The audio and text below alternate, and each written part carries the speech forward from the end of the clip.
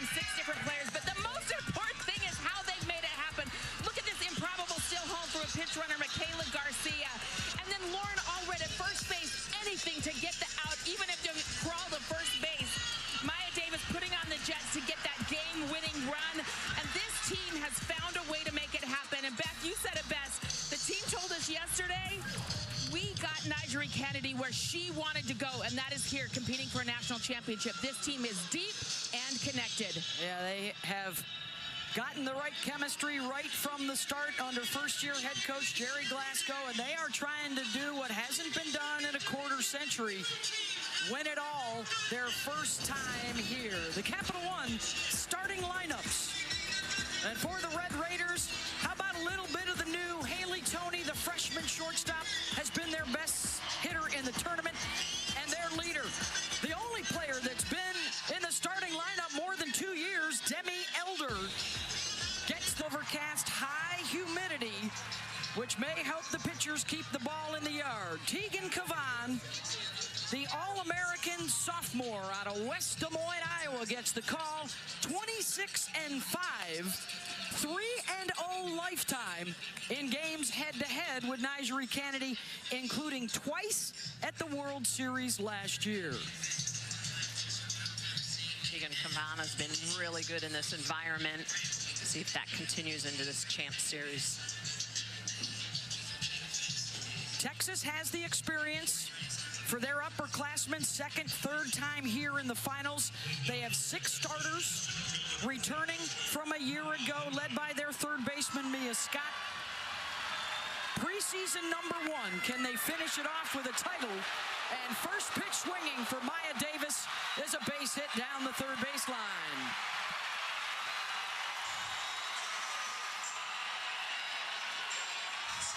I mean, this first pitch, this is so Texas Tech. Put them on their toes right from the very beginning. Inside out swing, rise ball inside, found the inside part of the line to get the first single.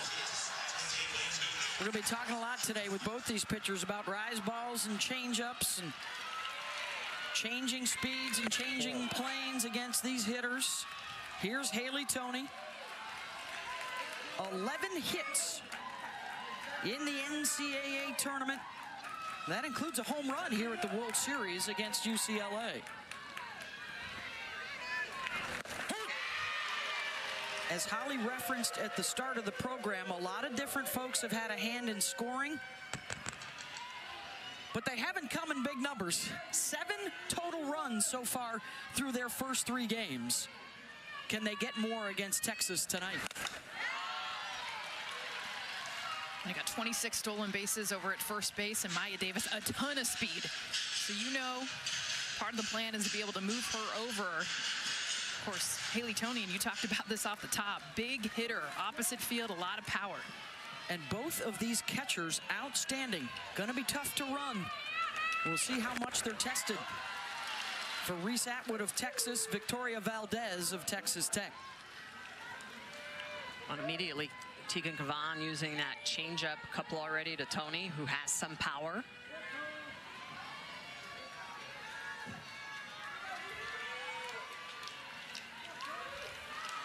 One-two to Toney. And that'll get through the right side. Davis diving in safely at third, and it's runners on the corners with nobody out. Get on top of the rise ball. Haley Toney, look where this pitch is located. You've got Maya Davis going all the way first to third, using that speed we just talked about. Not even a chance, sliding in easily into third base. Get on top of the rise ball. It's going to be a huge, huge key for these Tech hitters. How about a scouting report on the starter tonight, Tegan Cavan? Well, Tegan Cavan has a lot of different tools that she can use. She's got a good drop ball that she can use down in the zone. That'll be about 70 miles an hour. The rise ball up as well, 70 miles an hour. You'll see she'll throw that at the low 70s, and it's the changeup, though, ladies, at 58 to 60 miles an hour. It's over-the-top rotation that really can get hitters off balance. But Texas Tech already very aggressive on the hard stuff. And the way defensively Texas is playing, has allowed Texas Tech to shoot a ball down the line and get it through the 3-4 hole. 17 innings of work at the World Series for Kavan without allowing an earned run, and the Red Raiders are threatening. 3 of 14 this series with a runner in scoring position. And here is their number 3 hitter, Lauren Allred. She had the sacrifice fly to drive in the game-winning run in their semifinal upset of Oklahoma. They have beaten 3 higher seeds already in this tournament to get to the finals: Florida State, UCLA, and Oklahoma.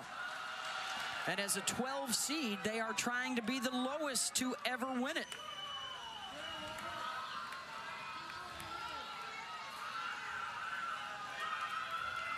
To Allred. And a catcher interference, I believe. That Atwood's glove get in the way of the bat, and that'll load him up.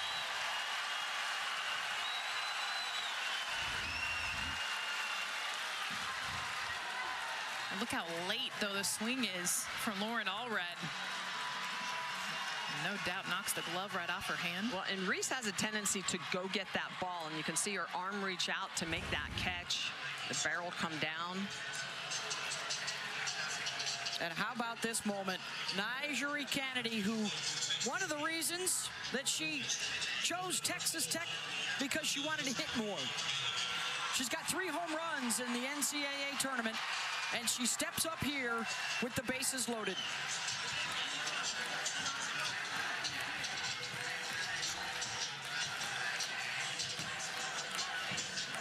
The last 2 years, Kennedy has come here with Stanford, made it to the semis, and got knocked out. Last year, it was by Texas. Well, Texas playing double ball depth, so they've got their middles back. A lot of times in this situation, you would see the middles come in, but Good and Bennett are playing deeper, especially with Kennedy being right-handed, looking for something potentially to turn going back up the middle. That would be sacrificing a run, however. Transferred from Stanford to Texas Tech, buoyed by a $1 million NIL deal, and one of the biggest moves in women's college sports, and certainly the most significant in the sport of softball. And her first at-bat in the World Series could be a double play, and they got her. Mia Scott continues to be a brick wall at third. Well, this is just great defense. They were set up for this, looking for that double play. They had the opportunity with this ball hit right at Mia Scott. Mia Scott's going to go get this immediately to Reese Atwood, over to Jolie Mitchell at first. So this is a huge double play for Texas. In fact, it's the 27th double play of the year that Texas has turned. None bigger than that one so far. Runners, 2 of them still in scoring position. And back to regular depth for the infield for Texas, and it's fouled off by Alexa Langoliers. One of 7 transfers, 6 of them that came with Jerry Glasgow from Louisiana.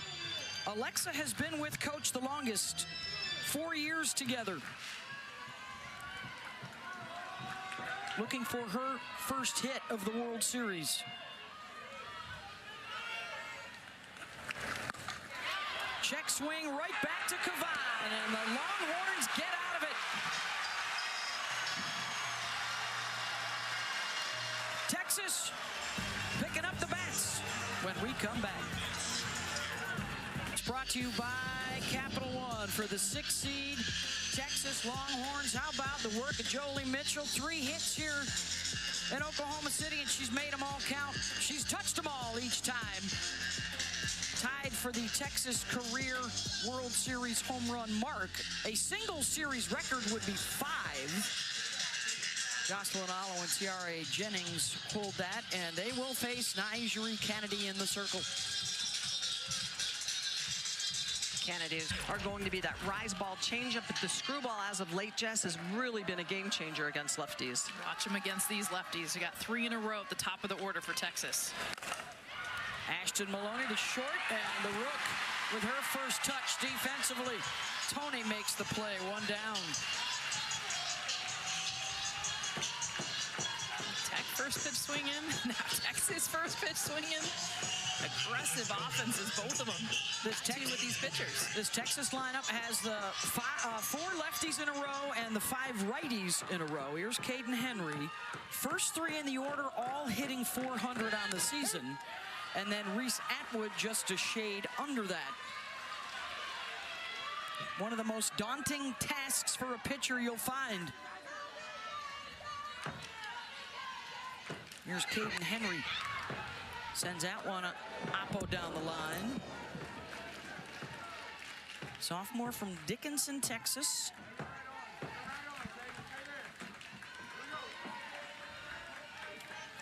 Speaks to her versatility that here at the World Series, she has a steal of home and a home run.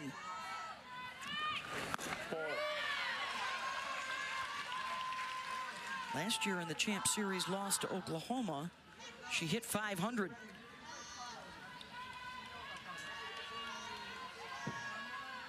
One and two from Kennedy. That one fouled away for Nigerie. She has won 16 consecutive decisions, has not lost since April 17th. And during Tech's 12-game win streak that they are still riding, averaging over a strikeout per inning. Well, she just has great velocity, but it's her movement. She's really worked on making sure that rise ball is climbing. Changeup is diving down. It's not just a change in velocity. And that new screwball a little bit more just running away. Change is in for a called strike 3. 2 down. A little shake of the head. Henry thinks that pitch is a little bit high, but this is how devastating this pitch can be. It's got tight rotation, and when that rotation shows up in your eye, it looks and it deceives you because you feel like it's coming at 71, 72, and it's floating in at 53 miles an hour. Oh, strikeout with the change, and here is Mia Scott. Mia had 2 hits against Nyjah earlier this year, both of them to left field on pitches inside. So she went inside out, which is why they're staying away both pitches. Smitty talked about that screwball. That screwball is a pitch that's actually going to go up and away to lefties. That's the movement of that pitch. You don't see it a lot anymore. And Nyjah's added it to her repertoire, especially as of late. Mia way back in that box trying to buy as much time as she can in her 16th World Series game. And there are her numbers in her career against Kennedy. Remember, Texas saw her in Stanford twice last year here. There's no one else in the country that's 5 for 11 off Nyjah Kennedy. I mean, you're lucky to have 1 for anything. She's got 5 hits, including an extra base hit. She has been money in the postseason throughout her career, and Kennedy blows one by. Back-to-back strikeouts for the $1 million arm. Well, Nyjah Kennedy just showing her domination in the circle, the ability to throw the changeup and use it as the set. And then how about the rise ball on the outer half? That's where she gets that swing and miss. Nyjah Kennedy smoking. Talked about, Holly, their shot at forever when they put this group together at the beginning of the season with so many new players. Demi Elder was the only returning starter, 7 transfers, 7 freshmen, and they have formed family bonds throughout their journey. And here they are on the brink. Playing for those young girls and rewriting pretty much every record at Texas Tech. They've set over 20 school records. Their first 50-win season and champions of the Big 12, now trying to be national champions. Here's Alana Johnson, 6, 7, and 8, coming up for Texas Tech. Now they've just actually mid-pitch, the last pitch, the entire infield came over to the left side. There is no one at second base. completely wide open. You see this for lefties, you guys. You don't see it for righties. So clearly with Alana Johnson now, she likes to push the ball the other way. So this is interesting to me. It tells me that they're going to be coming after inside, which is exactly what Jerry Glasgow is telling her right now. They're coming in. That's what this says. Because she's a hitter that likes to go oppo, does a great job with the outside pitch, but rarely do you see the shift where no one's at second base. They can't vacate an outfield position. Watch, while she's in the box, see run over right before Tegan Cavan pitches the ball. Tegan Cavan very good at hitting her spots, not crossing up her catcher or her infielders in this case. Now she's off the plate. I mean, that to me is just a huge tell. It's a gift for the hitter saying, this is where we're going to throw you. Now, you still got to hit Tegan Cavan, but now Alana Johnson right. backing off the plate. That's the shortstop in the 5-6 hole and the second baseman playing short.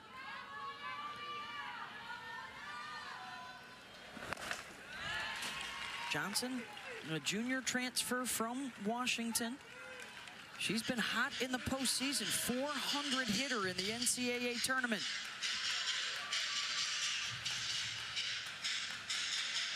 Like I said, she does a really good job going middle away. That's why the scout is to get her inside. Try to jam her again. Both these pitchers so far have just been arm side, really hammering the righties inside, lefties outside. This is going to be a game of adjustments.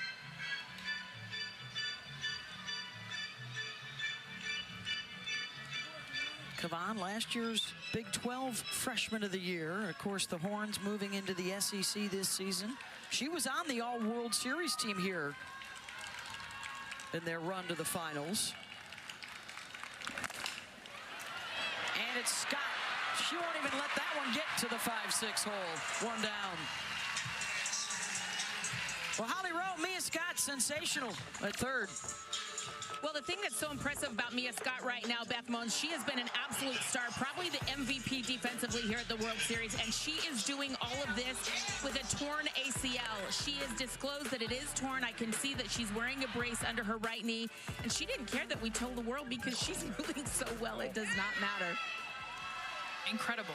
And even on that last play, you guys, she takes away the 5-6 hole. It does not exist when Mia Scott is at third base. You saw the drop step going back for pop flies.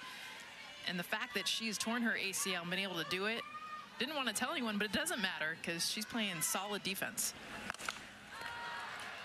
Demi Elder lifts that one down the line, and Katie Stewart is there on the dirt. 2 down. Don't forget, we have your regular broadcast of the Champ Series here on ESPN. And there is a look at is a good thing. We're in the top of the second, game 1, best of 3 for the national championship. And here is Victoria Valdez out of Alvin, Texas. What they get from her bat is gravy, because she is on that all-defensive team behind the plate in the Big 12. Tough to run on her. And it's right to Scott. And Tegan Cavan, a 1-2-3 inning. And to the bottom of the second we go, scoreless at OKC. The NCAA, driving change. Well, the Nyjah stomp is a viral sensation. First player to throw every pitch here entering the finals since Rachel Garcia in 2019. We were in Lubbock for the regionals this year. Place was electric. I think half the town has showed up here at Devon Park. 5-hour drive away. And how about an All-American showdown to open up this half of the inning? Here's Reese Atwood to face Kennedy. This is what you circle, power on power. Nyjah Kennedy, Reese Atwood. He's talked about kind of getting a little wider in her legs, trying to stay on top of that rise ball.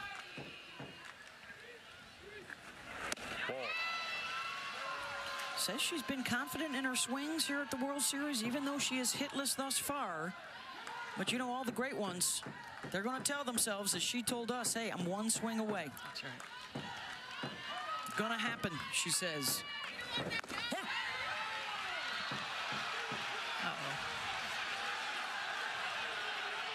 And that's the second time we've seen a frustrating call. Kaden Henry had a strikeout on a changeup that was up. Now Reese Atwood, this one at the knees, maybe a little below. And it's hard. You're facing Nyjah, and as a hitter, you're saying you can't give her anything.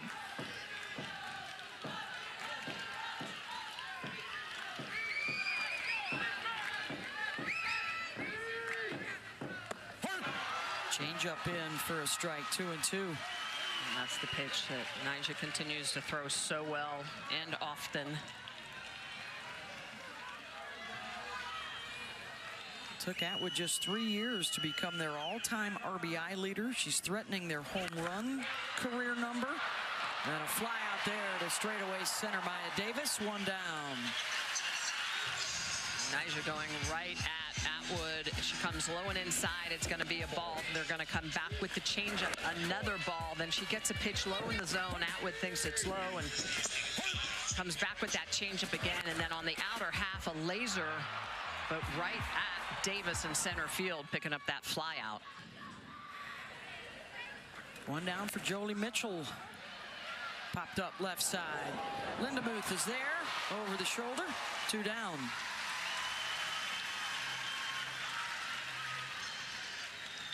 That'll bring up Katie Stewart. 2 home runs already here at the Women's College World Series on a beautiful night here in Oklahoma City. Softball tonight, tomorrow night, NBA Finals in town tomorrow night. Place is abuzz with activity. Oklahoma City's popping.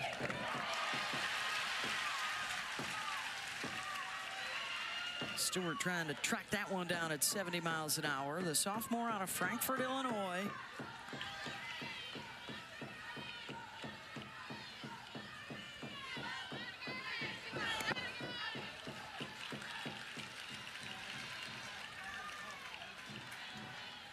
Talking to us this week about her ability to adjust within at-bats, and that's something that, you know, all the study, all the video work, your ability to read pitchers, any little thing that you can get an advantage in that batter's box. Well, and especially in a game like this where you have 2 dominating pitchers, you've got to be able to just pick up a nuance, something, a missed pitch, and then barrel it up. Not foul it off, but barrel it up.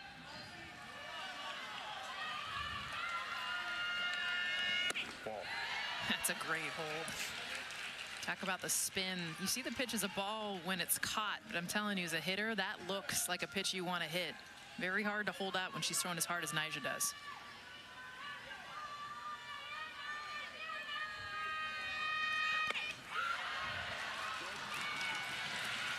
And that does hit Stewart, and it's the first base runner here for Texas with 2 outs.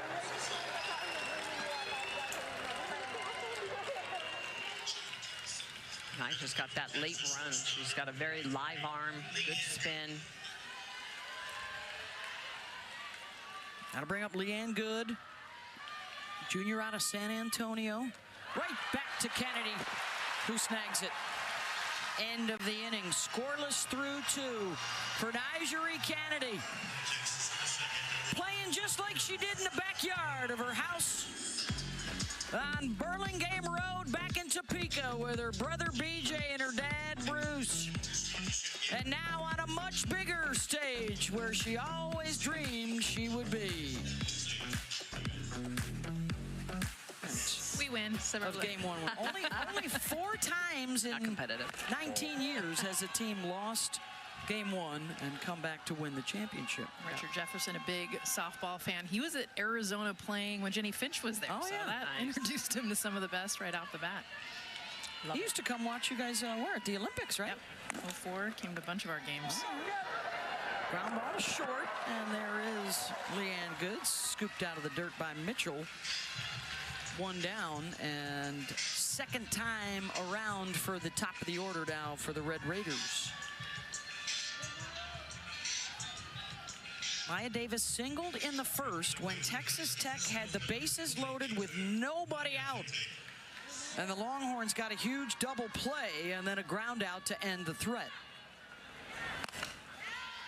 Also noteworthy, Texas Tech 23 games in a row where they have scored first. And they have never trailed, obviously, here in the postseason. Which is amazing, because you know the further you go, the better the pitching is. The better she gets. Yeah. She's got a lead. Just kind of kicks it up a notch. Well, and part of the advantage, too, is that even though their offense of all the teams here has maybe not put up the most amount of runs, they're used to playing in very tight games. So that bodes well for a championship series like this. Well, and they're doing it for their first-year head coach, who does have experience here. He was a head coach at Louisiana, but has come here as an assistant at Georgia and at Auburn. Self-proclaimed, I'm here for all those travel ball dads, because that's what he used to do with his daughters back in the day. And then worked his way through the ranks, and now this big opportunity to do what's never been done at Texas Tech.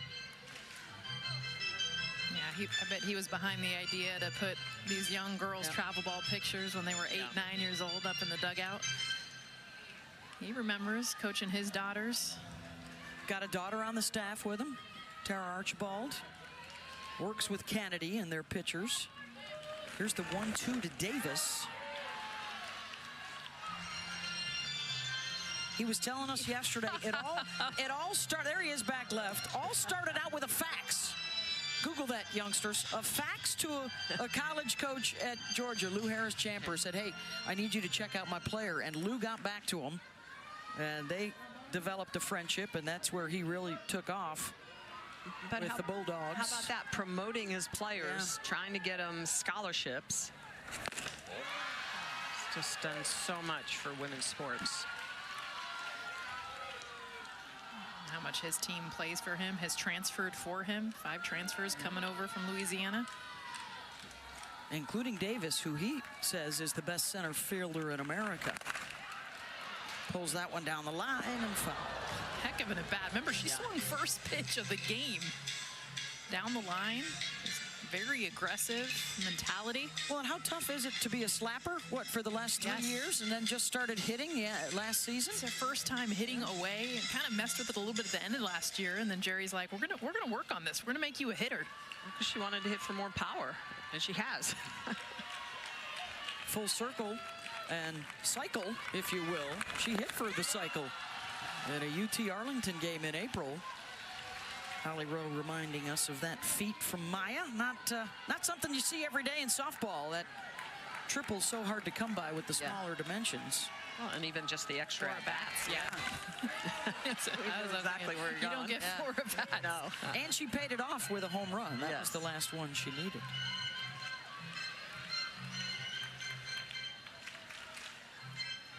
Ninth pitch of this AB. She just does such a good job as a leadoff hitter, aggressive.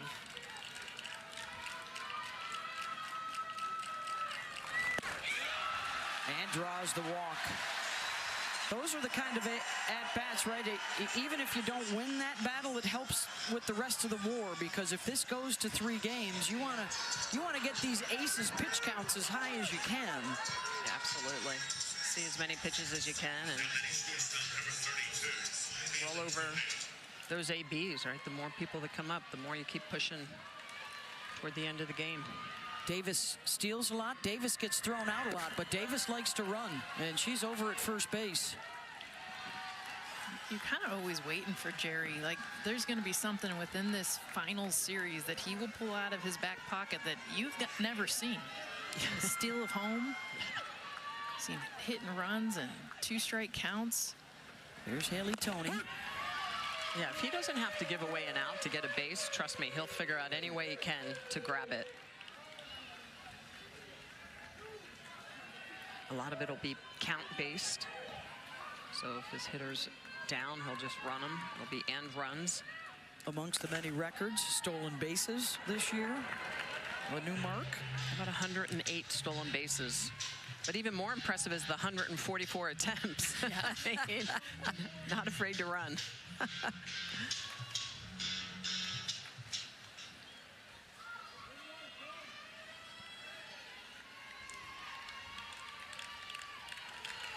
Kavan back ahead in the count now, 1-2.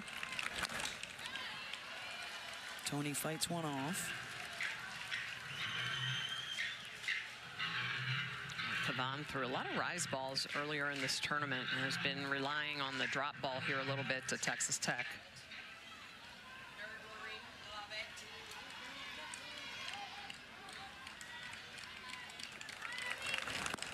Got her. And that's the first strikeout for Teagan. 2 down. Well, we've talked about sort of the swashbuckling way that Texas Tech gets runs on the board. Not like a swing like that, but... Well, it's a changeup, and it's got that lower velocity, but also has a lot of downward movement. 5 inches of vertical break down.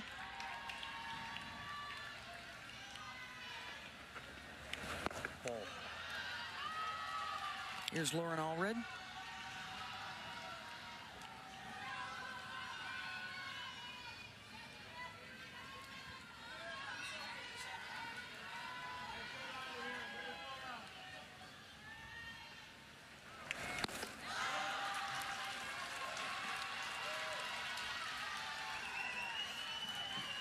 Here's what we were talking about. Everybody getting involved and just some clutch stuff. Singles, doubles, triples, home run, a walk-off sac fly. We've talked about the steal of home.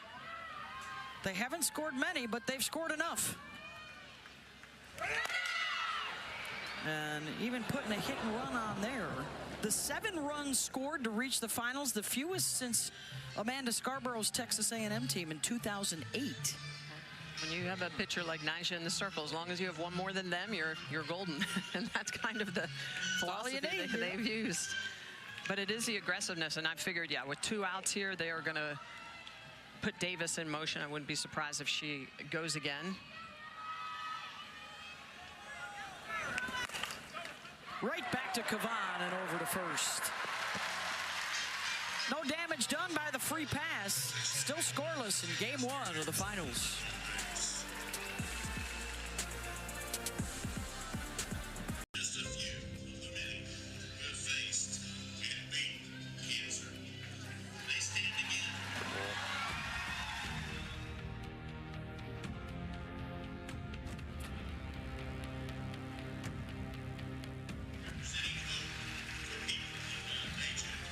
Game 1 of the championship series here in Oklahoma City to decide the national championship.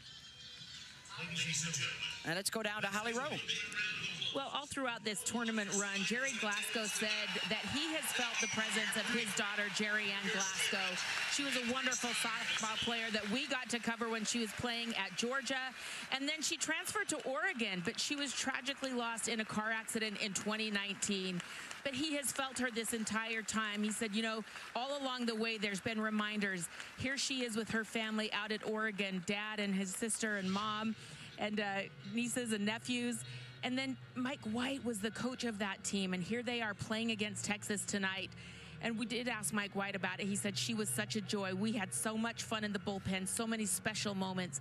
But there's just all kinds of reminders. They said when the softball selection show was on, Tara Archibald, the pitching coach that is also Jerry Ann's sister, turned to her dad and said, if we're number 12 seed, I know we're going to get to the World Series because Jerry Ann wore number 12. And he said, no matter what, all throughout this season, I walked to my hotel room. Of course, I'm in room 112. The feeling that she is everywhere when they look out on this field. And she did play here on this field for Mike White at Oregon in the World Series. Lots of presence of this beautiful young lady that we lost, Jerry Ann Glasgow.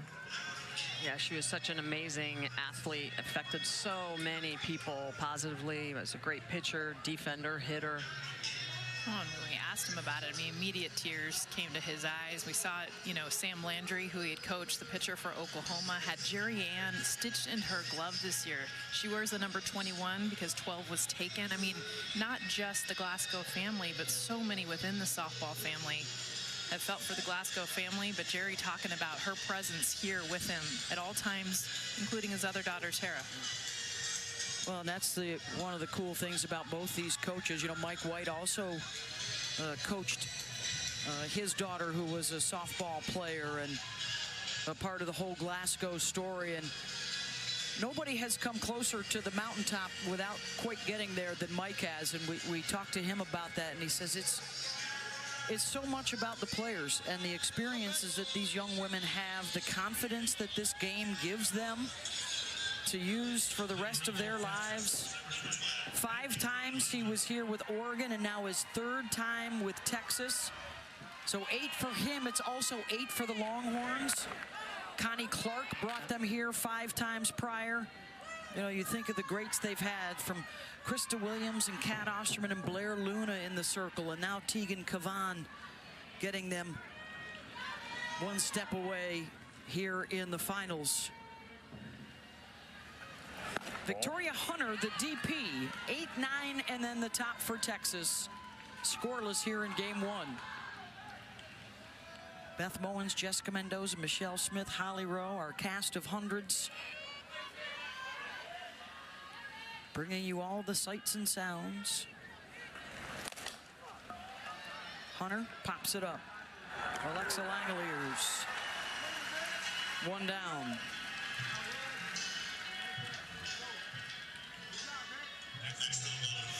Biggest thing I've noticed with Texas is contact early in the count.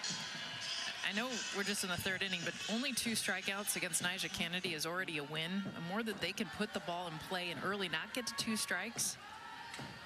Katie Bennett. So here is one trip through the lineup. They are hitless thus far. Just 1 base runner, a hit batter.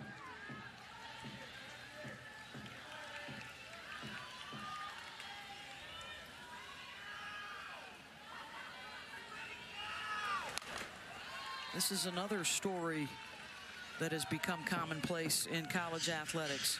Started out playing at Texas A&M Commerce for a year, then transferred to Abilene Christian for a year. She came to Texas because the Longhorns needed some depth. They didn't think she would be a starter. An injury in the offseason to Vivi Martinez opened up some opportunities to get on the field, and they haven't been able to keep KD off of it. And there's strikeout number 3 for Nyjah, and now the top will come back around to see her for a 2nd time. Well, she continues to hammer that arm side of the plate, so that's outside to lefties, inside to righties. And this ball is more screwball than rise ball. It's got a little bit of lift to it, a little bit of upspin, but it's really just running away from those left-handed hitters.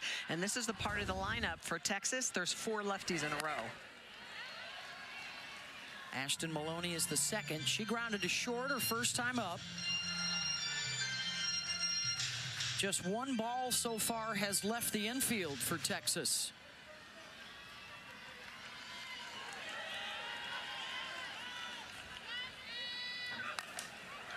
And that'll scoot through, and the first base hit of the night for the Longhorns. And Maloney will try and start a 2-out rally. This is perfect placement. This is what Ashton Maloney does. A great idea of where the defense is. 5-6 hole is where she lives, and that's exactly. And you see Haley Toney pulled all the way into that hole, still hits it hard enough. Look at it barely squeak by. That is money for a slapper.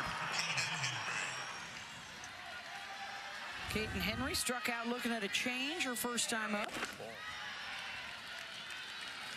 Texas was adamant in their discussions with us yesterday. We have to set a line at the top of the zone and cannot chase a rise ball out of it.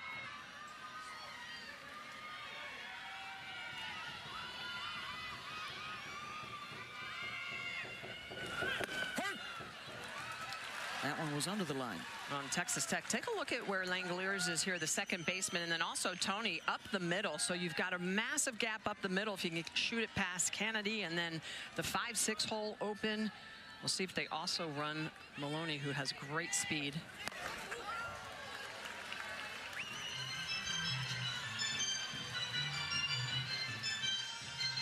At some point, these offenses are going to try to force the hand, right? Create a little chaos on that infield. Pressure. Put the pressure on the defense. And Maloney will be able to take 2nd on the pass ball, squirted out of the glove of Valdez. And the first time tonight they have a runner in scoring position. Actually going to score that a wild pitch from Kennedy.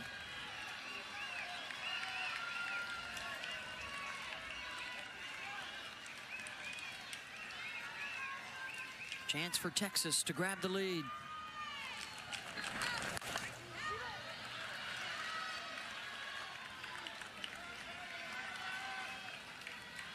The 3 spots Kate Henry has got to protect: away, up, and down. It's been rare that Kennedy will come into these lefties. Really has been riding with the screwball, the rise up, and the changeup down. And that one will not get through. The backhand from Nigeri Kennedy ends the threat. Runner stranded at second. Scoreless. Thank you very much, Holly. And Kennedy will put the glove down and pick up the bat. Nyjah set to lead things off 4, 5, and 6 to face Tegan Cavan. Big reason why she's at Texas Tech. She wanted to swing the bat, and you look at the difference. Her 2 seasons at Stanford, just the 35 at-bats, 2 home runs, and how about leading the team now with 11, 101 at-bats, a 34 RBI. You guys, she is a huge part of this offense. She's hitting cleanup, but a lot of that's to Jerry Glasgow. I mean, he changed her stance, he changed her approach. They got to work the day she showed up in Lubbock.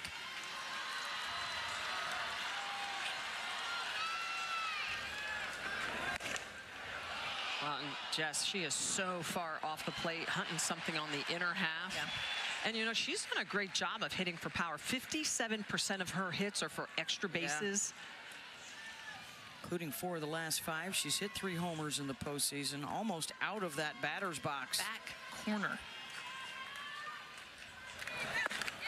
But she'll also step. If you watch when she steps, she'll come almost all the way to the line that's on the side of the home plate. She'll come all the way across the batter's box. She wants something middle away. That's why she's so far off the plate.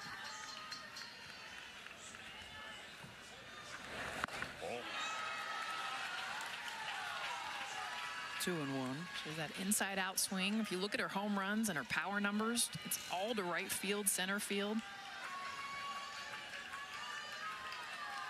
A lot of oppo power. Good changeup from Tegan, 2 and 2. And she needs to keep that changeup on the outer half with the way that Kennedy is set up.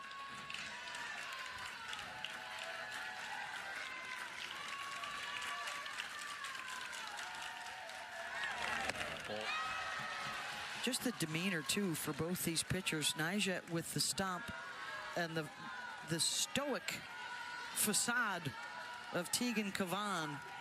Every once in a while, you'll get the fist pump, but steps into that circle, all business. The 2 All-Americans face off, and Tegan gets her. Second strikeout, 1 down. Tegan not afraid to challenge Nyjah on the inner half, but it's really the 2 changeups that she threw throughout this at-bat on the outer half that were just so important. And Reese Atwood behind the dish, we don't talk enough about her, the way she steals strikes for her pitcher and the energy that she gives Tegan Cavan, just one of the best behind the plate. Good little side story, of course, is that Cavan is from West Des Moines, Iowa, and women's basketball fans may recognize that hometown. She's from the same neighborhood as Caitlin Clark. Went to Dowling Catholic High School. Ball.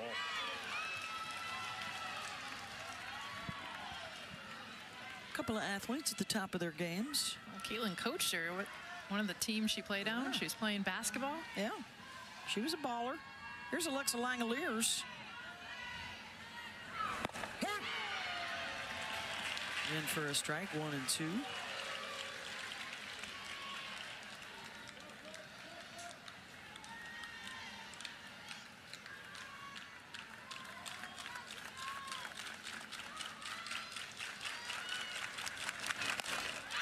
Langoliers pops it up. Scott is there. 2 down. Holly?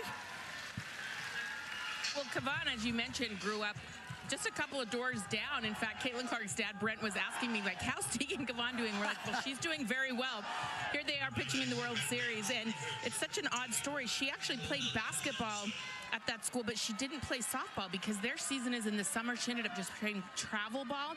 But I want to send a shout out to the school secretary who helped me find those very rare pictures.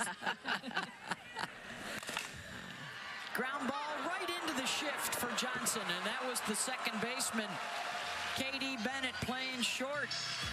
Good move for Coach Mike White.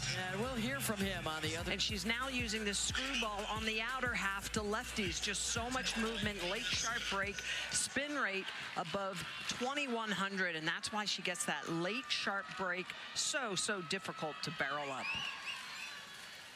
Heart of the order here for Texas. Scott, Atwood, and Mitchell due up. Just a hit batter, Katie Stewart, and an Ashton Maloney single. Those are the only two that have gotten aboard through the first 3 innings. Well, this is a hitter that doesn't strike out. She's only had 8 on the season, had her 9th back in the first inning against Nyjah. Hardly ever swings and misses.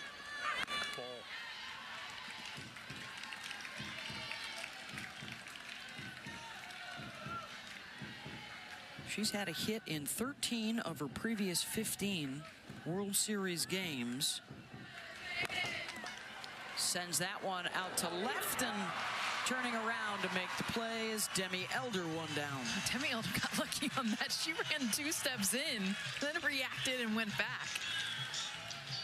Hard hit from Mia Scott. Here comes Reese Atwood, lined one straight away to center field, her first time up. Maya Davis was there.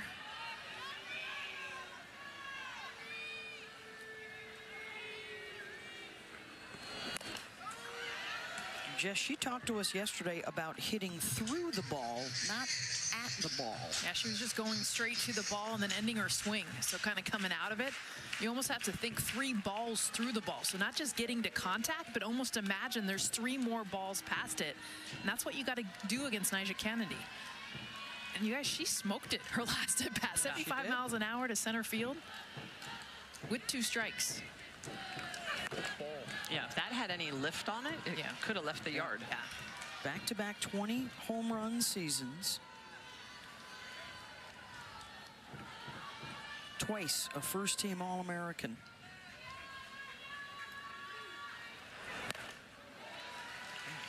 Oh, she's mad. She's mad. Yeah. That was a changeup.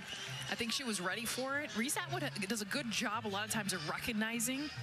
It's little things with Nyjah you have to pick up. And with the off speed, there is little nuances with her windup that you can tell when she's throwing that changeup. Grip out of the hand, arm speed. Reese picked it right there, but missed it. Kennedy with a couple of shakes. And now we'll bring it in a little knuckleball, and charging is Linda Muth, and makes the play. 2 down. That freshman left side, solid so far for Texas Tech. These plays are difficult. This is a changeup off the end of the bat. Linda Muth is coming a long way. She was back behind the bag, has to throw off the run. Look at the way she's going to get this. Nice throw over to Allred at first.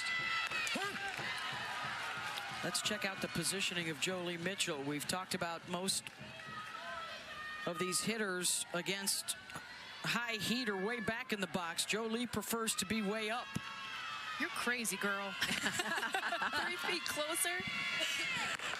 And I love it. This is Jolie Mitchell, though. This is what she does. She's done it this entire World Series. She's had 3 home runs. And the point of it for her is she's got great hands, and she wants to get to the ball before it breaks. That rise ball is lethal, and that extra couple feet, she's hoping to get to it before it does its thing. But rare do you see against velocity anyone move up in the box. Did it against Carlin Pickens, and she just felt like it was going to be easier for her to get to speed than to chase movement.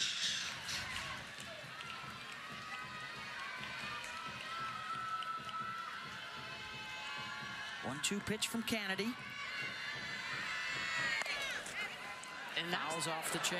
Yeah, that's the vulnerability. When you're in the upper part of the box, is that you have less time to decipher between hard and soft, right? So you've got to be able to at least foul off those sorts of pitches. Yeah, they just saw Carlin Pickens in the semifinals with Tennessee, who throws it regularly at 75 miles an hour. And there is the smoke. from Nigeri Kennedy, strikeout number 4 in a 1-2-3 inning. And what makes her so good is her ability to set you up. So the changeup is going to be at 55 miles an hour, and then she comes back. How about a rise ball at 73 miles an hour? The stomp, the emotion from Nigeri Kennedy.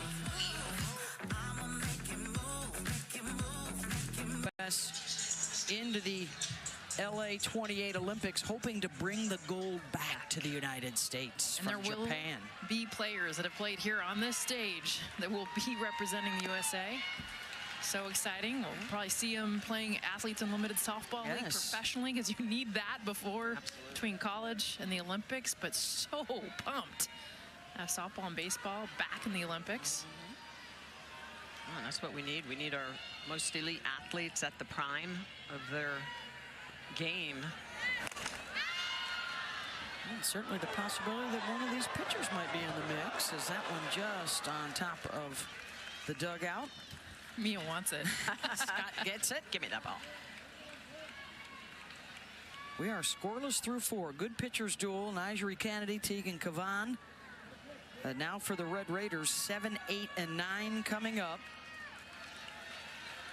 Tech had the bases loaded, nobody out in the first inning. Longhorns shut them down. That's been really the only serious threat for either side so far.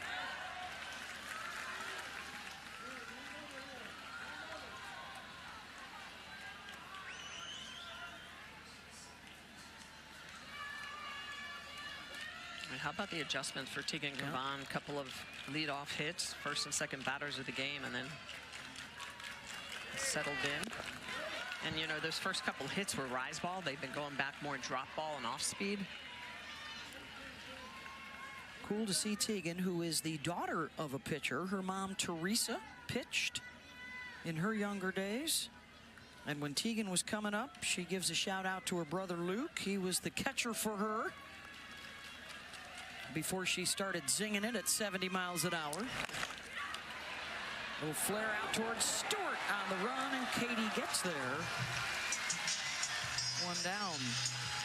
Hey, the Women's College World Series Championship Finals continues. Oh, come on. Are you going to go to the funnel cakes? Oh, yeah. Yeah. Don't throw that one out. You can that's still good. Hey, for more information on Game 2, it'll be tomorrow night. Go to NCAA.com. Your home for all 90 NCAA championships. Don't be skimpy with the powdered sugar. Extra. Never show us a funnel cake if you want her to read a promo.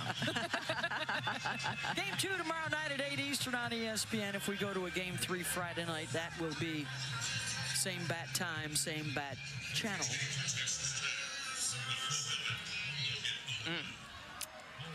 Yummy.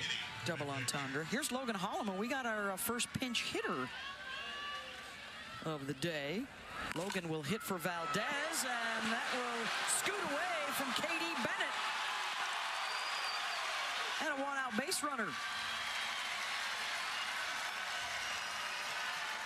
Well, a lot of times in a pitcher's duel, it comes down to who makes the first mistake, and this is going to be an error off of the glove of Katie Bennett. Struck well, but right at her. Definitely playable. I think if she gets her whole body in front of this instead of going down to a knee to backhand it, better opportunity to make that play.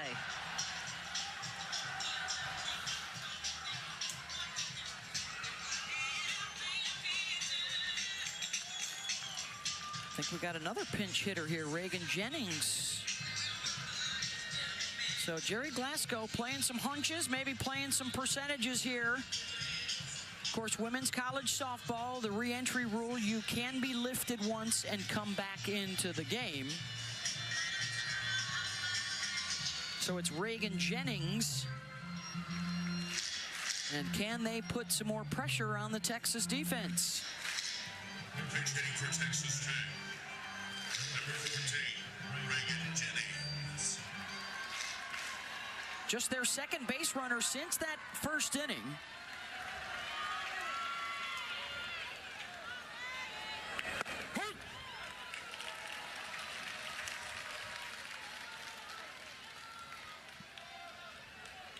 Jerry Glasgow not afraid to use his bench. In fact, he's used this entire team throughout the postseason.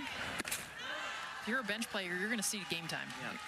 You're going to come in Just throughout the course of the season, he has messed with the lineup in a bunch of different ways. 9 different players in the 2 spot, 11 different, these are main parts of your line, 11 different cleanup hitters. How about 16 different players in that 7 hole? Runner goes, the throw from Atwood, and they nail her. Not even close. Reese fires down to get Holloman, 2 out.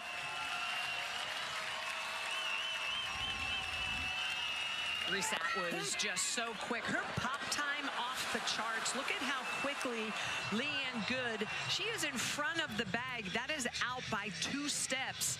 Atwood, one of the best in the business. You look at the emotion.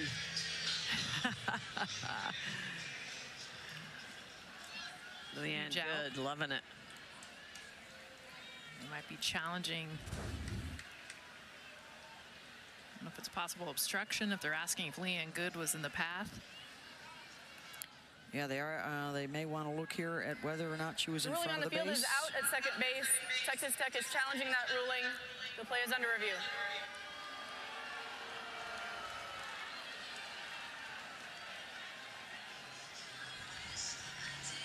All right, so the call on the field is out. That erases the base runner, and now the review to see if there's obstruction.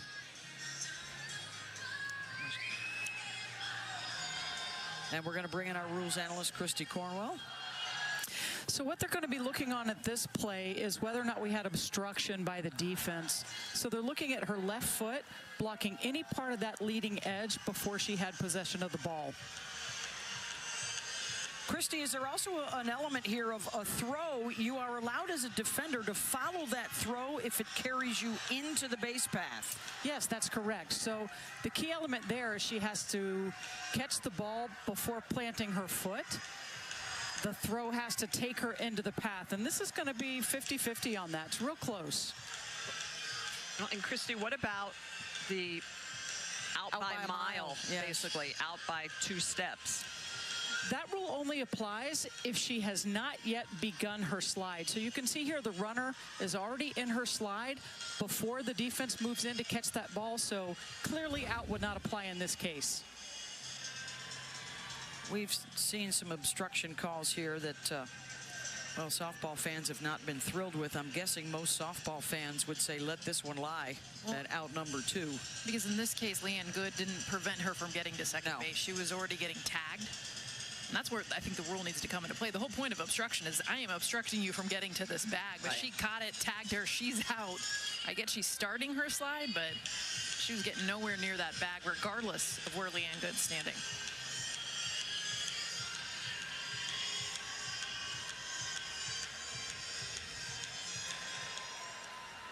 After review, due to obstruction, she is awarded second base.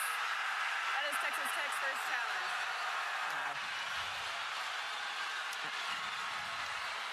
I don't know. I don't agree with that. I'm just going to say my opinion is that that is not obstruction, and you know we can't take opportunities away from the players to be able to make the tag.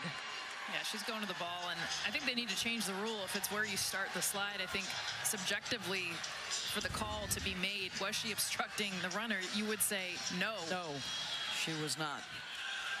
So that's a big break here for Texas Tech. Instead of 2 outs, nobody on, they've got the go-ahead run in scoring position with 1 out. And Reagan Jennings, the pinch hitter, still at the plate.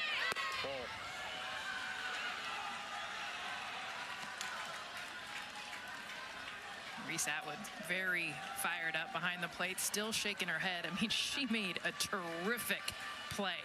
Throw out a very speedy runner. Now can Tech capitalize? That's what it comes down to. I mean, you don't want to be talking about that play, but when it's in a pitcher's duel, it's every little thing. Her being safe when she was out is a big, big call in this game. Boy, and salt in the wound. Good ends up getting an error on that play.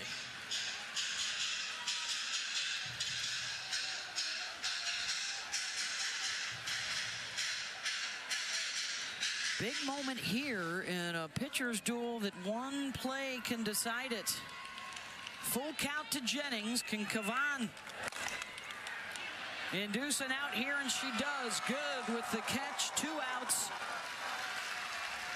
And now a hitter that puts as much pressure on a defense as anybody. Maya Davis back to the leadoff spot coming up.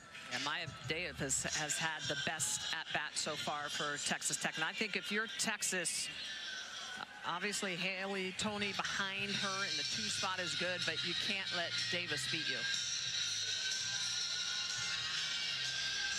Citlali Gutierrez, who has been their top reliever out of the bullpen all year, is loosening up.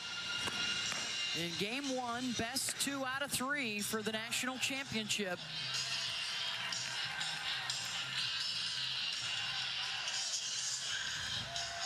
Caban talking with Patty Ruth Taylor, their pitching coach, Kristen Zaleski, Steve Singleton, the rest of their staff.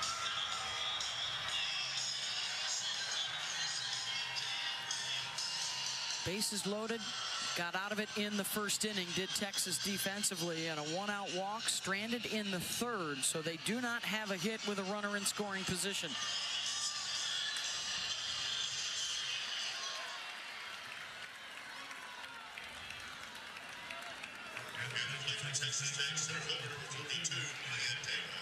Davis singled in the 1st, walked in the 3rd.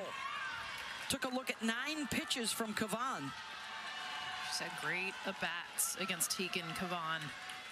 First pitch swinging down the line to left field, and then battled her for that walk. Davis, and that will drop in, and Texas Tech has the lead. RBI single for Maya Davis.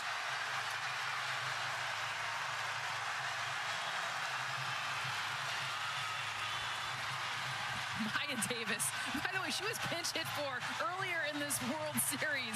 She had been struggling. Now she's just been on fire in this game, and she takes a pitch that's up and in, off her hands, just gets enough to get it to the grass with 2 outs.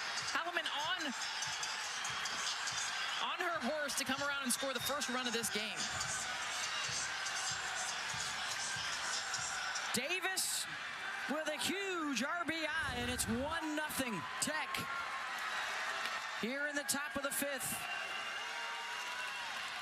Haley Tony, gloved by Mitchell, and that will end the inning and let the controversy begin. The base runner that got a second life comes in to score, and Texas Tech has the lead.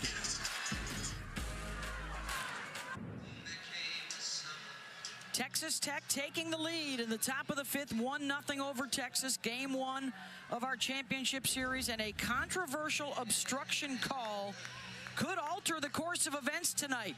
Leanne Good applying the tag, and a caught stealing by a mile, but obstruction was called because the left foot was in the baseline when she applied the tag.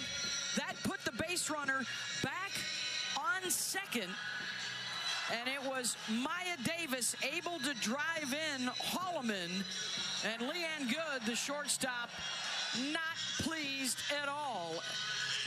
And you can read her lips there saying that was baloney or something along those lines. And it's a 1-0 Tech lead to the bottom of the 5th. And here's Katie Stewart.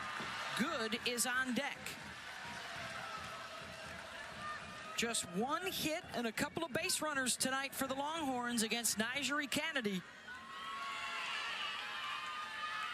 This is 6, 7, 8 in the order. Stewart, ground ball to Langoliers, 1 down.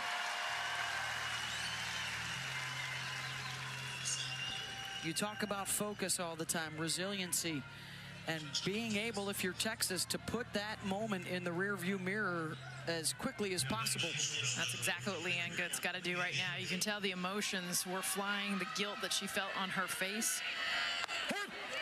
And a lot of it's frustration, too. I mean, yeah, she made a great play. Reese Atwood, a great throw. Well, and even from the camera angles, you couldn't really tell 100% that her foot was in the line. That's, I think, what is disturbing, is that you don't have that over-the-top look. But now they're going to have to figure out a way to get on. and try to create some havoc themselves. We talked about it. Who makes the first mistake, right? Yep. Who gets the lucky break? And don't let it take the energy out of your dugout. I mean, that's the biggest thing, is they got quiet real quick, and now being able to have that leadership, to be able to have those voices of, you're still in this game, you got to score runs to win. Yep. Kennedy's got her here 0-2.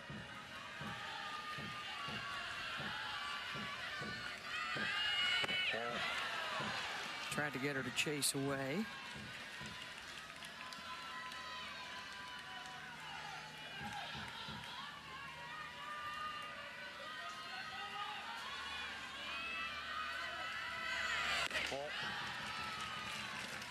Nice ball up and out at 69 miles an hour from Nyjah. Certainly not out of the realm of possibility. She goes back-to-back and could go 3 straight days if need be for Tech. She's done it before. Shakes off a couple of pitches there. And gets good to pop it up and almost caught. Valdez lost her glove, popped off her hand as she smacked into the dugout door.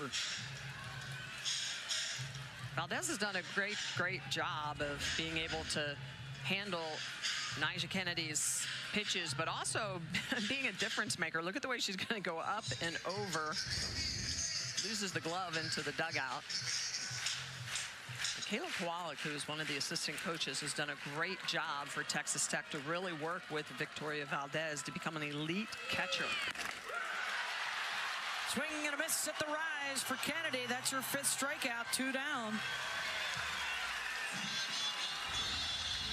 Nyjah with that 72 mile an hour. How about a spin rate of almost 2,500 on that rise ball? Valdez giving some love to Nyjah. What you got, Holly?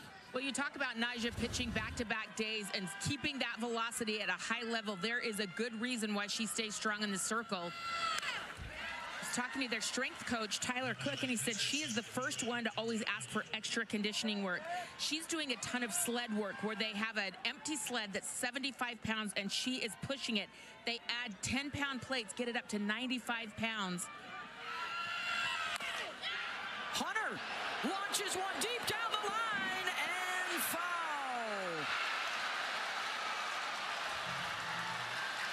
Almost buried that changeup in the left field seats.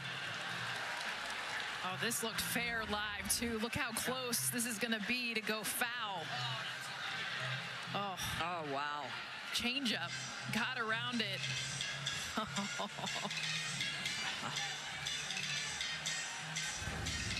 All Mike White talks about with his DPs is just give me quality at-bats.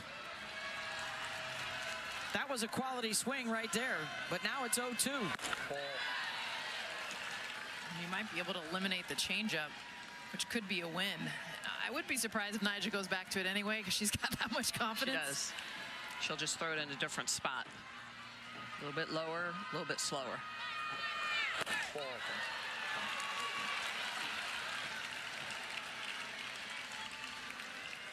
Being ahead 0-2, she's able to juice a couple rise balls at the top of the zone before she comes back to use that pitch.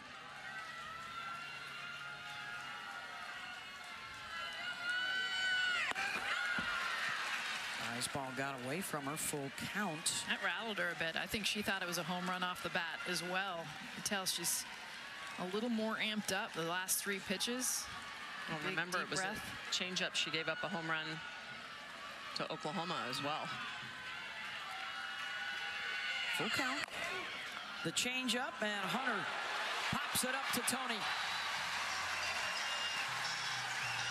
A dicey moment, but no damage done. 1-0 Texas Tech in front through 5.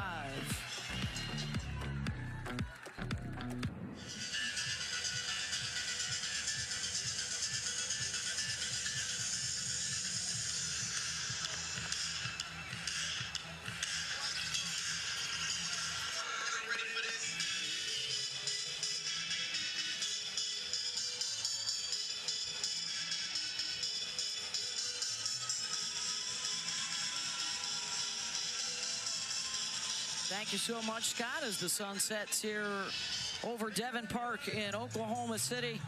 We expected a pitcher's duel. We're getting it. Just 1 hit so far from Kennedy, and Kavan right there with her. Tegan now 22 straight innings here at the World Series without allowing an earned run. The one Red Raider score in the 5th unearned. And of course, Texas Tech able to jump in front for the 24th game in a row. They still continue their streak. They have not trailed yet this postseason. And for Texas, after that, a very emotional play. Both Mike White and Steve Singleton were in the dugout between innings telling them to get back up. They lost their energy a little bit after the call went against them. And Mike White reminding his troops, hey, move on. We still have outs to work with.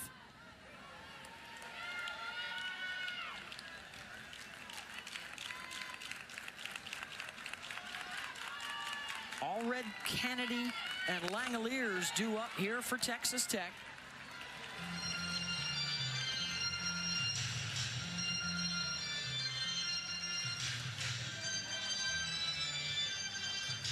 Seeing a whole lot of hard contact too. The couple hits that we've seen, just ground balls kind of gotten through the infield. Tegan Cavan doing a good job of missing barrels.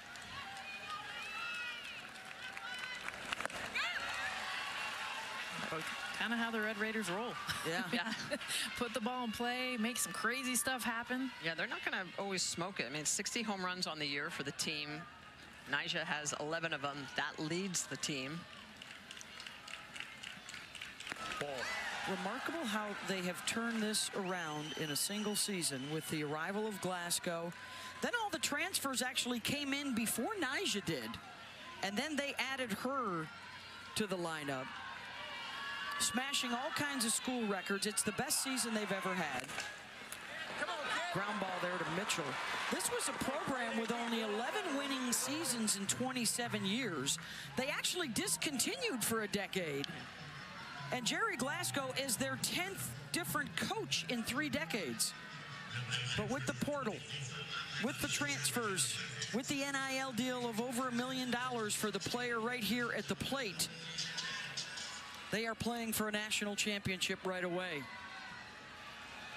Well, and I think it speaks volumes to Coach Glasgow, just how likable of a coach he is. Here is Kennedy. Jerry spent a lot of time showing her videos of other hitters. She's from Topeka, Kansas. So she got a little bit of Albert Pujols. She got a little bit of George Brett for you old timers out there. Going Cardinals and Royals.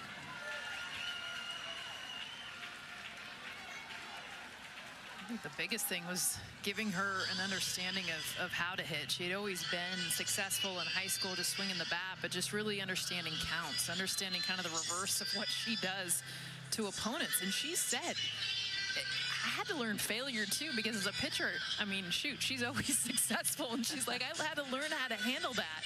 But she's had so much fun swinging the bat, being able to help herself out. It's a big reason why she wanted to be at Tech.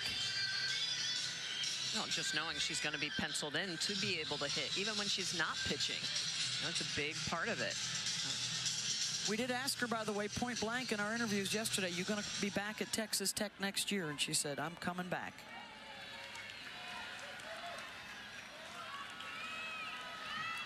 She'll have one more season of eligibility, at least.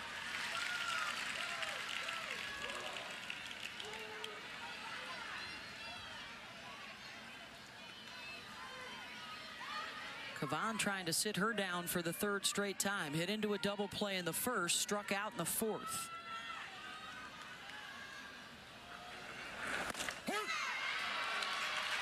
Good frame there by Atwood. Pulled that one into the zone, 2-2. Look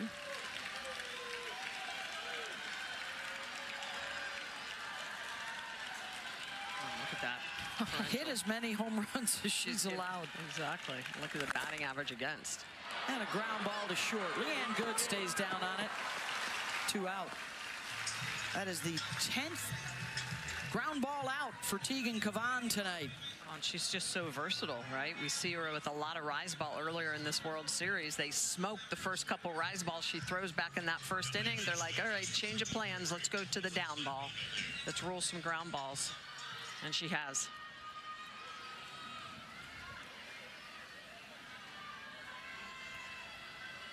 Alexa Langoliers, the senior from Keller, Texas. Shout out to all the Athletics. If they're watching in the clubhouse tonight, her brother Shay is a major leaguer. Yes. Hey, fellas. Real proud of his sister. That's right.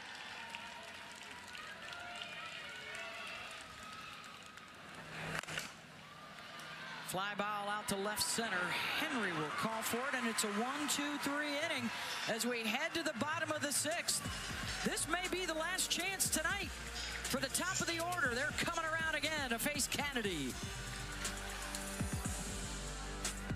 That looks really high. It is high. Whenever you're ready. Are there any sticks? Nope. You sure? Here we go. It's time to push your limits. You're doing great. Whoa, is that a buffalo? That's a cow. The Subaru Crosstrek Wilderness. Adventure on the edge. At Planet Fitness, there's strength in numbers. The number of different workouts to do. 1, 2, Different clubs to do it in. Friends to do it with. Looking good, everybody. There we are. And the number of ways to recover from it all. You got this, come on. And it all adds up to one membership. The Planet Fitness Black Card. Access any location, bring a friend anytime, and recover in the Black Card Spa. One more, everybody. We're all strong on this planet. Planet Fitness. Own a design studio. Win a really big design contract. Realize you're more of a creative type than a finance type. Realize you got this. Use QuickBooks to get your cash flow flowing. Get live expert assistance to maximize your tax savings. I can help with that. The slimmest of leads as we head to the bottom of the 6th. Game 1, best of 3. Texas Tech leading Texas 1-0. Let's take you back to the 5th inning. Controversial moment. Reese Atwood is going to throw down to Leanne Good the tag, and the runner, Logan Holloman, is out, caught stealing. But look at that left foot. It was determined to be in the base path and affecting the runner. After review, due to obstruction, she is awarded second base. Instead of 2 outs with nobody on, Holloman goes back out there, and with 2 outs, Davis drives her in to score the game's only run. Can Texas bounce back from that? Or can Kennedy close it out to take the opener? The winner of Game 1 wins the national championship nearly 80% of the time.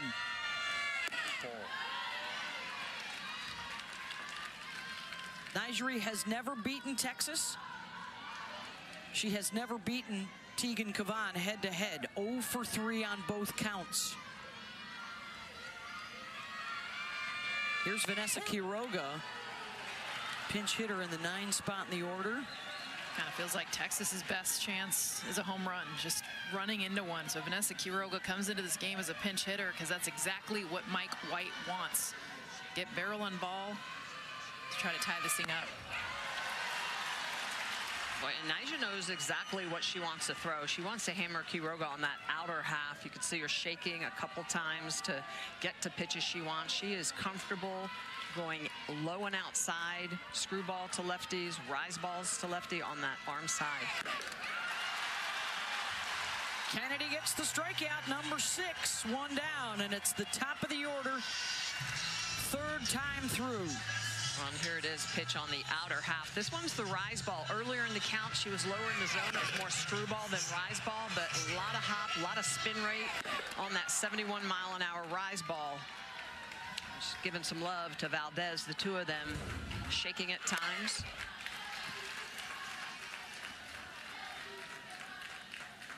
She has really handcuffed this Texas lineup. Top 5 in the order have only been on base once.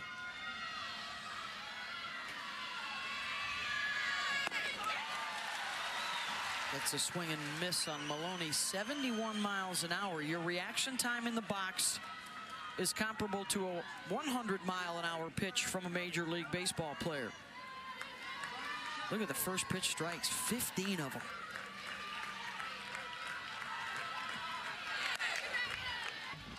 Just trying to get inside the batter's box against Nyjah Kennedy.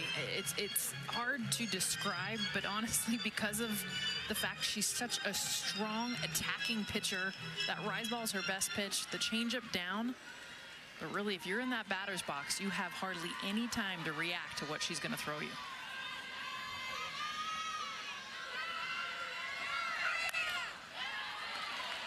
By the way, Ashton Maloney does have that one hit for the top of the order tonight. Singled in the third, advanced to second on a wild pitch. She is the only runner in scoring position all night.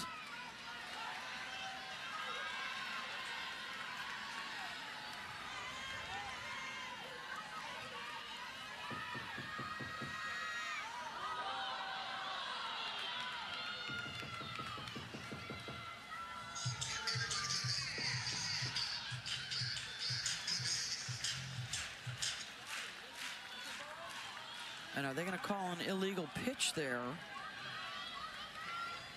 and put a ball up on the board, 1-2?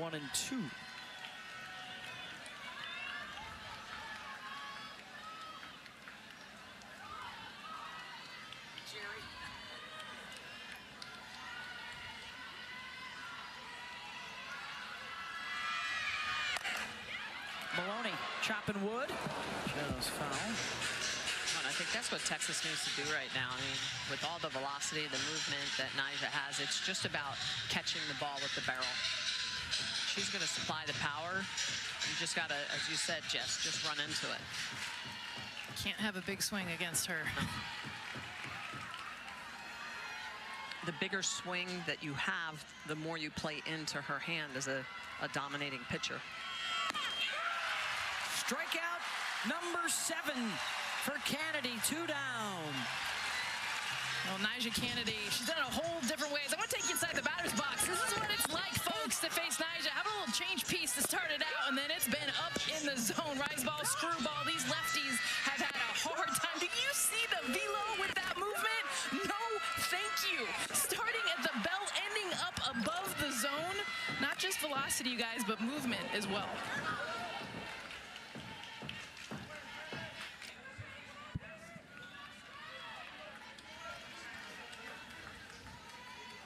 Caden Henry against Kennedy, who can strike out the side here in the bottom of the 6th.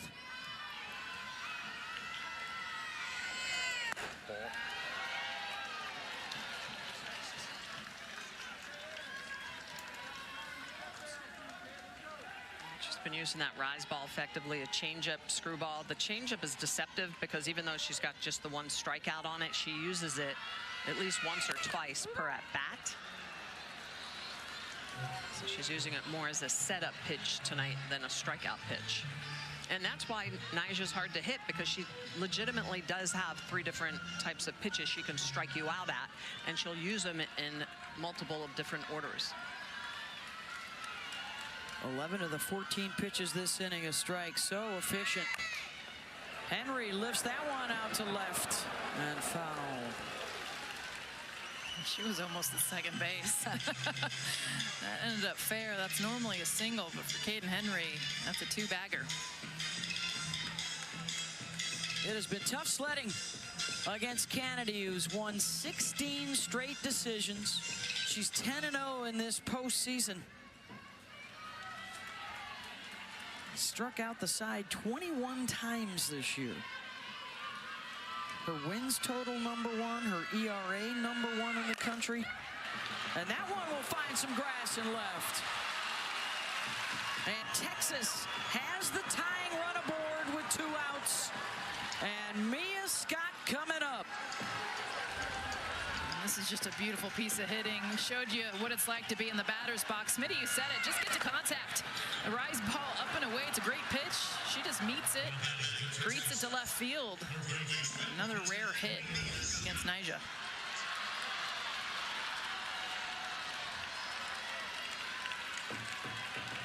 Mia, the senior leader of this Texas side. Runner goes, and a stolen base for Henry.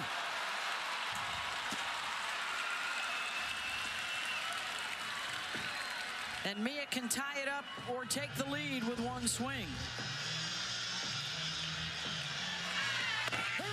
Kaden Henry was great jump getting down to the bag. I mean, one of the fastest The on ruling on this the field team. is that the runner left on time. Texas Tech is challenging that ruling. We're under review. Would be her 33rd stolen base if she is safe.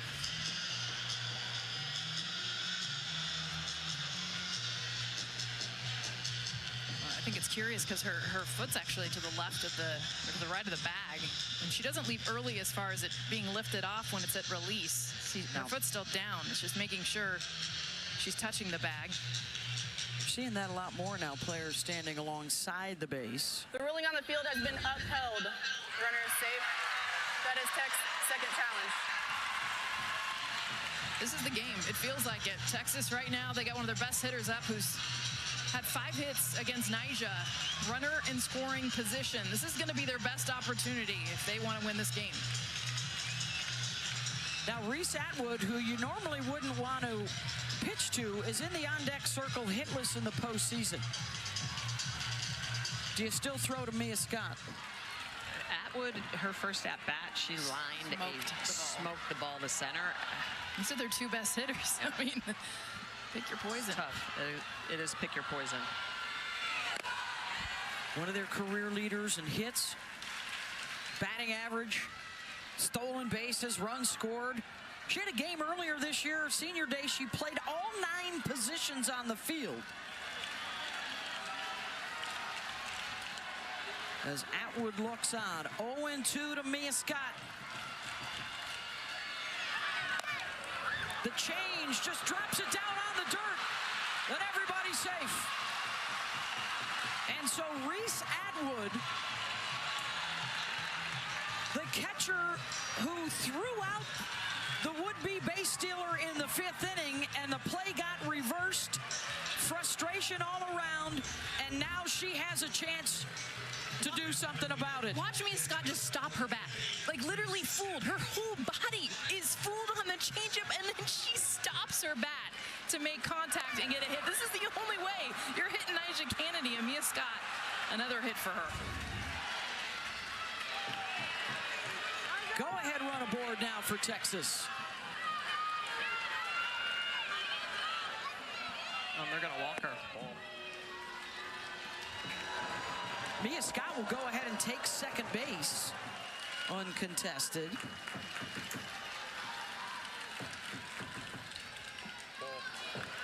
It's a really smart It's call. an interesting walk, though. It's pitches above the strike zone, not pitches outside the strike zone. I think she's missed both her. The last one was almost a strike. There it is.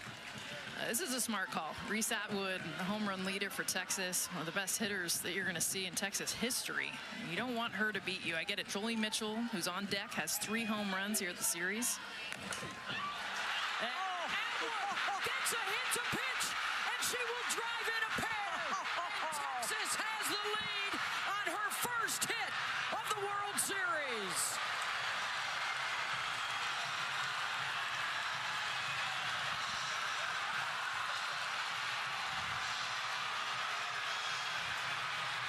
Are you freaking kidding me right now? 3-0, they're walking you. And she saw 2 pitches that were close to the zone. So what if Reese Atwood said, I dare you. I dare you to bring another one close. Mitchell grounds to short, and that ends the inning. But instead of pitching way outside the zone, they continued to throw, attempting to throw above the zone. And now I think Texas is going to challenge. First base. Texas is challenging that ruling. The play is under review.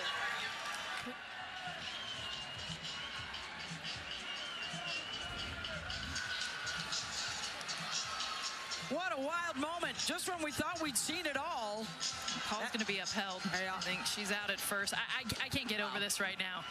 Reese Atwood, That's going to be upheld. Jolie Mitchell out at first. The inning should end, but oh my goodness. Wow. I mean, just recognizing that Nyjah was just having a hard time getting the ball located to her standing catcher. And 3-0. Wow. What a turn of events.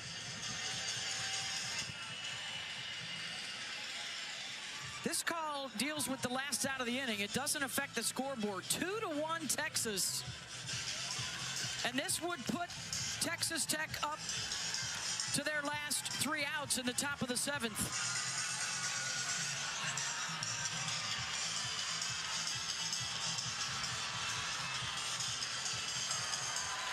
After review, the call has been upheld. The runner is out. That's Texas's first challenge.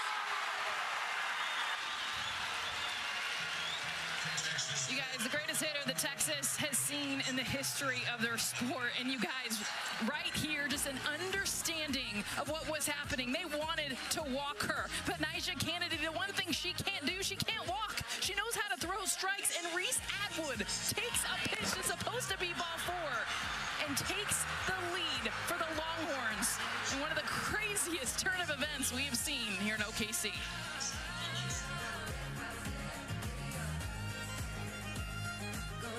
Series is presented by Capital One. What's in your wallet? Reese Atwood, a 2-run single as Nyjah Kennedy struggled to complete the intentional walk. She did not have one all year long. And on a 3-0 count, the pitch had a little too much meat on that bone, and Atwood drove it out to left field. And now Texas Tech is down 1 and trailing for the first time in the NCAA tournament. Ground ball into the shift, and it's bobbled by Good, and the door is open for the Red Raiders. Remember, they have 3 infielders, no second baseman. All their infielders are now pulled to the left side. She hits it right to them, but hard enough. 73 miles an hour off the bat. Leanne Good could not handle it. 4th error of the night for Texas. And now the tying run is aboard.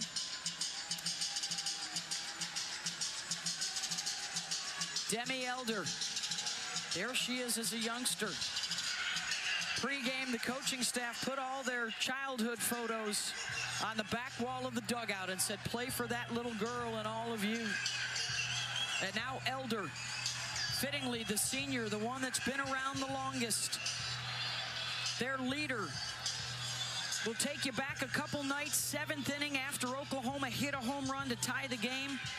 Demi gathered the team together and said, all you coaches, get out of here. And she led the players-only meeting. This game isn't over. We've got at-bats and outs to work with. And they rallied to walk it off and beat Oklahoma in the 7th. Can they score again in the top of the 7th to tie it up or take the lead tonight? Well, it'll be interesting to see what he does. Typically, you would think, all right, possible bunt situation. But remember, he has already pinch hit for his 8 and 9 hitters. Ball. Yeah, you're moving a runner into scoring position for the bottom of your lineup. When Demi Elder, you want to trust her bat. Since returning from a quad injury, this team is 30-3. You talked about her leadership, Beth. It's also been her bat, her defense, so much that she brings this Tech team. 1-0 from Tegan Cavan, who still has not given up an earned run here at the World Series. 1 down. 2 outs for Texas Tech to work with.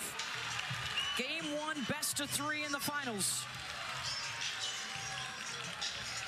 Looks like another pinch hitter coming up. Anya German will come up, the freshman from Austin. How about this moment for her? Well, and this means that Victoria Valdez is going to be burned.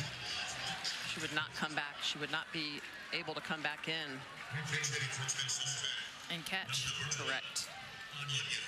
So you're burning your catcher, who's been a force for Nyjah behind the plate. 12, hold on, 12. German 294 on the season, 14 runs batted in. wearing the number 12 jersey. As Holly Rowe reported, sometimes Jerry Glasgow plays a hunch. His late daughter, Jerry Ann, wore that number 12 jersey when she played in college.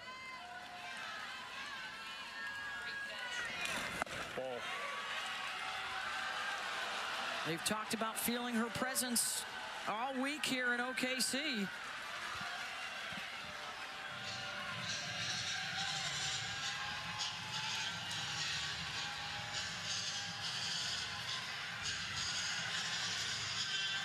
Anya's a 400 hitter as a pinch hitter as Nigeri Kennedy looks on. Her teammates picked her up at the plate in the semifinals. Got the game-winning run in for her.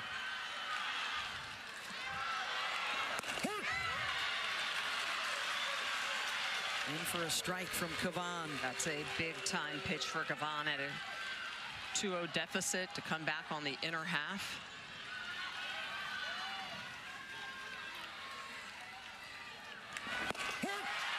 Her teammates told her, don't be fooled by the expression on her face. It's the fire in her belly in these big moments for Teagan. And now a 2-strike count. Ball. Full count. See, Reese wanted that, held it there an extra beat and a half.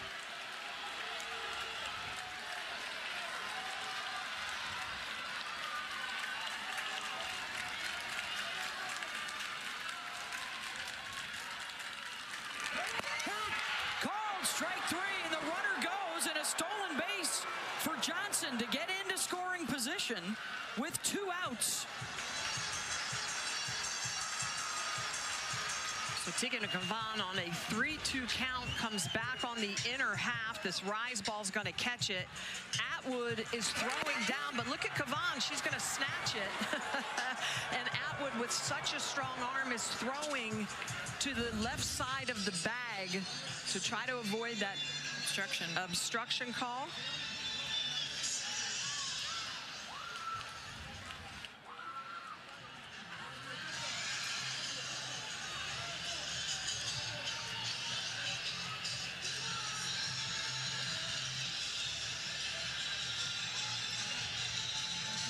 No announcement yet from the umpires as to what they're looking at. The assumption would be whether or not.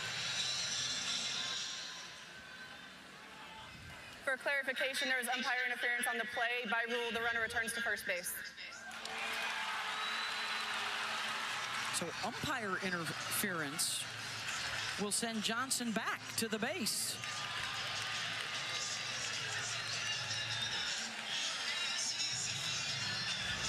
I don't know if we've ever seen this before. Reese Atwood hits the home plate umpire's mask.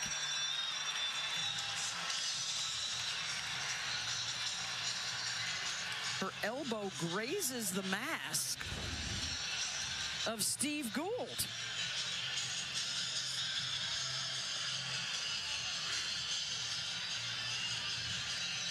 And now Mike White thinks there should be more to the conversation here.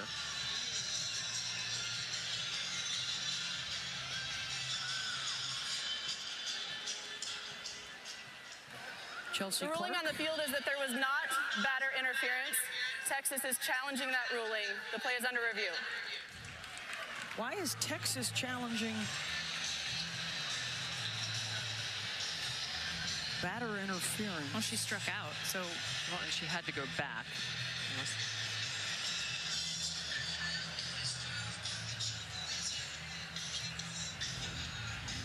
So are they saying the batter was in the way? Right, so I think it would have to be the result because they've already sent, because of the umpire interference, they sent the runner back to first. well, and she's out. And this was strike 3 called, and then the runner stole.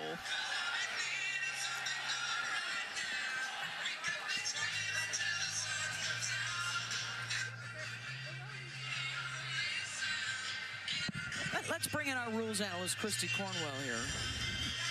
Well, there are a a lot of layers to this. First, we have a delayed dead ball when the catcher rears back and hits the umpire on the throw, because the catcher's arm hitting the umpire interfered with the catcher's ability to complete the throw. Now, the other team, Texas, is challenging whether or not the batter also committed interference by spilling out of the batter's box in front of the catcher. If it is, what is the result of that, Christy? Because she's already been sent back, so she would be out, correct? The runner at first would be called out? The runner being played on is called out. But she was already out with the strikeout. The runner being played on, which would be the runner that started on first base and stole second. Okay. And then got put back to first. So it would be a double play. They'd be out of the inning if this call ends up being called batter interference. So this could be a double play to end the game. End the game, right here. Correct. The batter struck out for out number 2. Now they're talking about whether the base runner should be out for out number 3.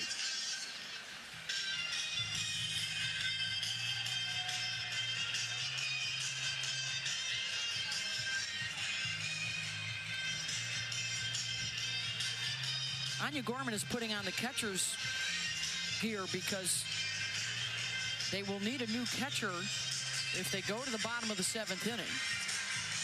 Victoria Valdez has been pulled because she's been substituted for twice. After review, the call is upheld. No interference. Runner at first base. So the runner stays at first base, Johnson, with 2 outs. And Texas Tech is down to their last chance. Their number 9 hitter, the freshman Bailey Lindemuth, out of Burleson, Texas. 0 for 1, the last time to the plate she was pinch hit for. So this just her second swings against Tegan Cavan. Hit and run was on, and it's fouled away. Well, they're going to do everything they can to try to get Johnson into that scoring position. At this point, they still need a couple of hits or a hit in the gap in order to score her from first. But this is risky because we know Reese Atwood has a cannon behind the dish. Game time run aboard, top 7. Well, think about it. If the umpire didn't interfere, the runner would already be at second. I mean, we've seen some weird things in this game.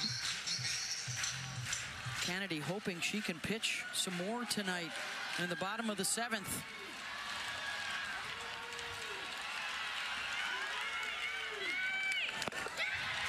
Lindemuth whiffs on the rise, 0-2. And Tegan Cavan is trying for her 3rd straight complete game shutout as a starter here at the World Series. Pops it up. Jolie Mitchell at first base, and she's got it. And the Texas Longhorns rally to win Game 1 of the finals.